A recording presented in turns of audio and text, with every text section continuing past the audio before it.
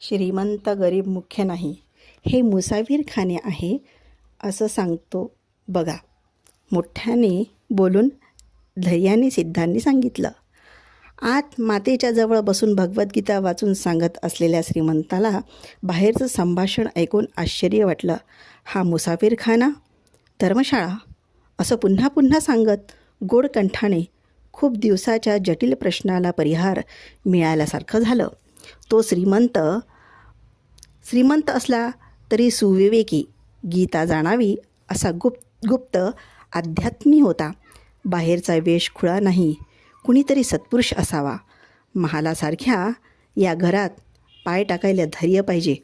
अशातच हे मुसाफिरखाने म्हणायला किती धैर्य पाहिजे असा विचार करीत तो श्रीमंत गीता ग्रंथ व्यासपीठावर ठेवून, आई 1 मिनिट आलो असं सांगून बाहेर आला. सिद्ध निश्चिंततेने बसलेले होते. मुखावर प्रफुल्ल तेज, डोळ्यात करुणारस प्रवाह, शरीरावर मळलेले कपडे. श्रीमंताला पाहून सिद्धांचं मुखकमल प्रसन्न झालं. आपल्या सर्व कष्टांची परंपराच त्या हसण्याच्या तरंगत जात आहे असा भाव होता त्या श्रीमंतीचा.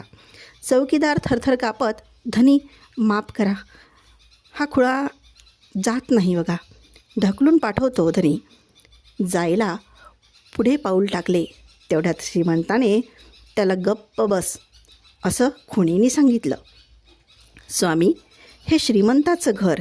हे ऐकून न ऐकता मुसाफिरखाना असा वाद करताना का बरं? आताही तेच सांगतो आहे. तुमच्या आधी इथे कोण राहत होतं? आमचे वडील. त्याच्याही आधी त्यांचे वडील म्हणजे आमचे आजोबा.